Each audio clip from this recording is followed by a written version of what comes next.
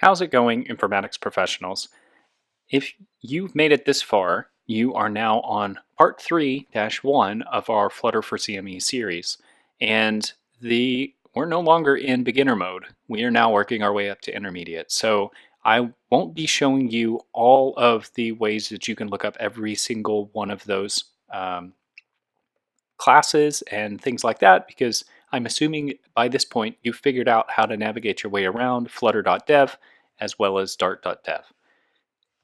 In part 3, the only thing that we are going to do is we're going to try and make this hierarchy just a little bit easier to follow. And I'm going to denest all of these widgets both into the same class as well as into a new class. And we're going to just do all this together right now. So first and foremost, it is really hard to call theme.ofContext when you're in the same class as where you have your material app. So as much as I would love to here make this navigation bar actually mirror this color of red, if I actually did the color, fixed color, colors.red 900, if I hit save, it would actually change it. But if I put it up here and I tried to make those changes and hit save and called theme.ofContext here, it's actually going to fail. If you want, I can actually show that to you. Accent color, colors dot red 900, and here I'm just going to call in theme of context dot accent color, and it's going to change it to blue. That's weird. If I take this entire scaffold out all the way down to here where it says scaffold, and I just hit Control X, and down way beyond the end of this class, I just type in STLSS. It's going to give me the snippet for stateless widget. And I'm going to call this entire class, let's call it home. And home is going to call home. And instead of returning a container, I'm going to return that whole scaffold minus the comma at the bottom. If I hit save, now it's working. And if I had changed this color to, like, for example, green, it'll work. Or red, it'll work. And so that's great. This is all in the same class. As these things get larger and larger, as I showed you with habits, this gets a little bit harder to work around. So I'm going to take this part and just cut this out and go into here, and I'm going to make a new file, and I'm going to call it home.dart. And at the very top, as you saw up here when we were looking at the bare bones, I have to import material.dart. So import material.dart. There's that. I'm going to paste all of this because now it's its own class. And this home is going to fail, so I actually have to call, this is Flutter4CME.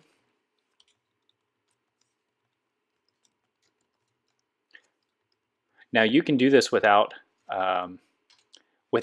having any of this part. You could actually do this without there.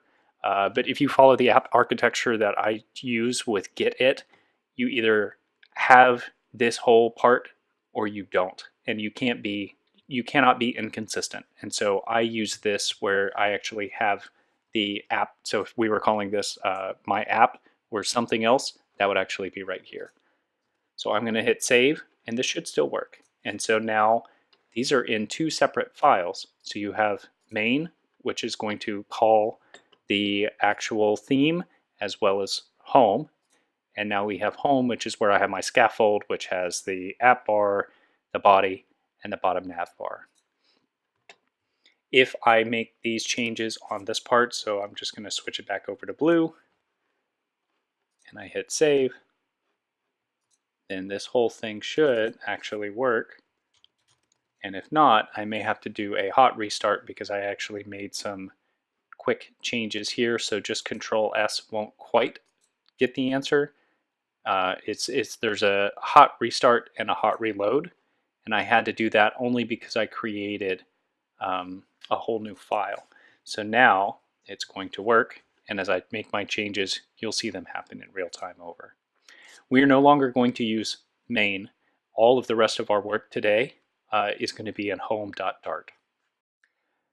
Okay, so this next part that we're going to do is going to be to create, to extract each of the app bar, the body, and the bottom navigation bar from this build method so that we can make a little bit more sense of it. And if we needed to, we could actually take each of these into their own stateless widget.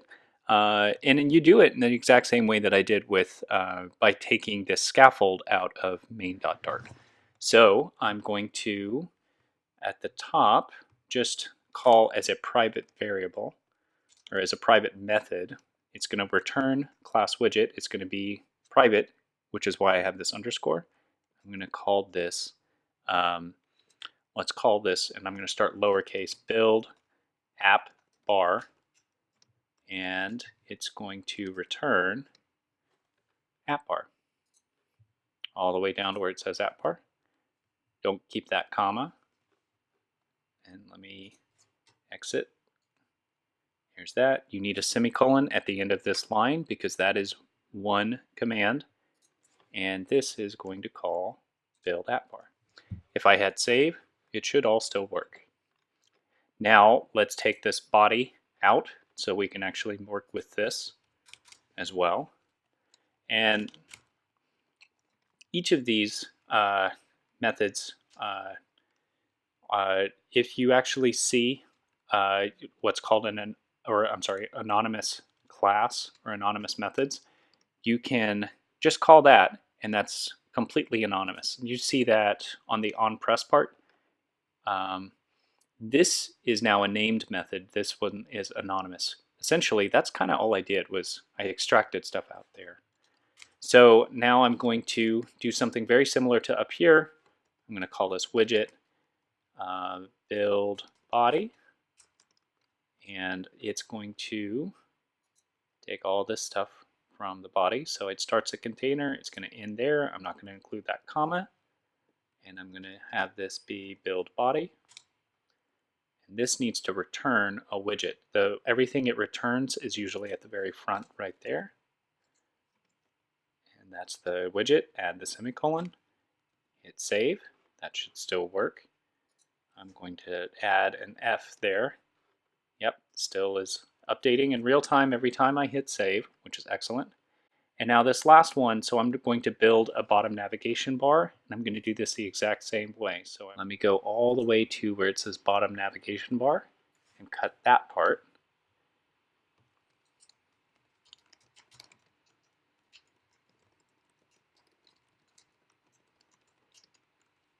And here that is, add my semicolon.